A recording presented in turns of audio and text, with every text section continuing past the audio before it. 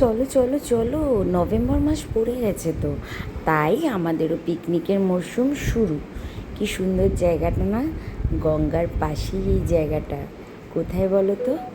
এটা হচ্ছে শ্রী শ্রী মা আনন্দময়ী আশ্রম। খুব সুন্দর জায়গা, খুব নির্জন পরিবেশ পরিস্থিতি।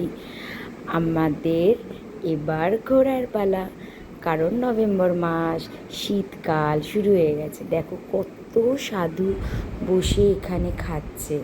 আমরা সবাই মিলেরা গল্পও করছে, আর আমি এর ফাঁকে একটু ভিডিও করে নিচ্ছি। পেছন দিকে কত সাধু বাবা বসে খাচ্ছে। তো এত খাবার দাবার দেখে সত্যি কথা বলতে কি আমাদেরও খিদে পেয়ে গেছে, জানো তো।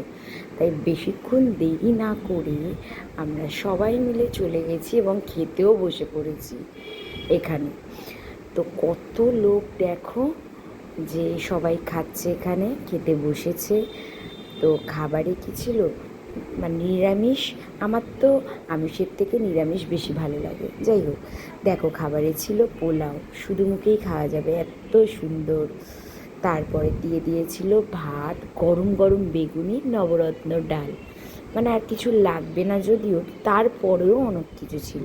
সেটা হচ্ছে আলু ফুলকপির তরকারি। টেস্টটা অসম, দারুণ দারুণ। আমার খুবই ভালো লাগে ফুলকপি। তারপরে দিয়ে দিয়েছিল ধোকা। আমি একটার বেশি দুটো নিতে পারিনি, জানো তো, কারণ পেট ভরে গেছিলো যে। লাস্টে ছিল আমি সত্য দিয়ে চাটনি, পাঁপড়, পায়েস, আর অবশ্যই রসগোল্লা। সব কিছু খেয়ে এত পেট ভরে গেছিলো না, যে উঠতে একটু টাইম লেগেছিলো।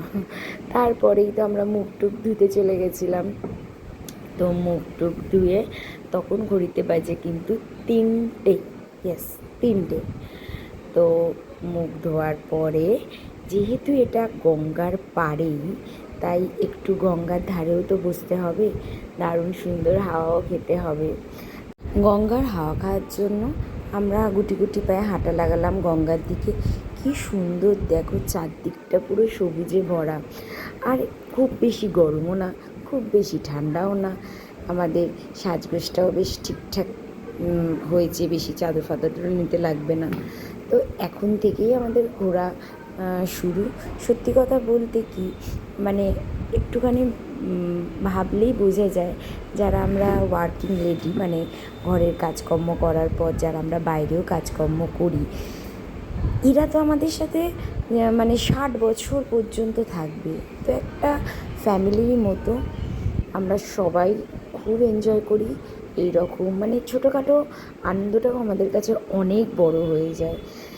আর এই দিদির জন্যেই হয়, কারণ বেশি পরিচিতি এই দিদি, কবিতা দি।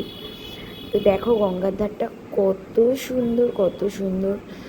এবং আমরা প্রচুর ফটো তুলেছি। যার মোবাইলে যত ফিল্টার আছে, যত সুন্দর ফটো হচ্ছে, সে সবাইকে দিয়ে দেবে, বুঝলে।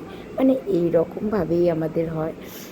প্রচুর রিলস করেছি, যেটা ফেসবুকে আমার আপলোড হয়ে গেছে। যদি কেউ আমার ফেসবুক ফ্রেন্ড হয়ে থাকো, দেখতেই পারবে। আর আমার ভিডিওগুলো কেমন লাগলো আমাকে জানিও, আমাদের কেমন লেগেছে আমাকে জানিও। ভালো লাগলে একটা লাইক অবশ্যই করো। আর যেভাবে আমার সাথে আছো, সাথে থেকো। আজ আসি, টাটা।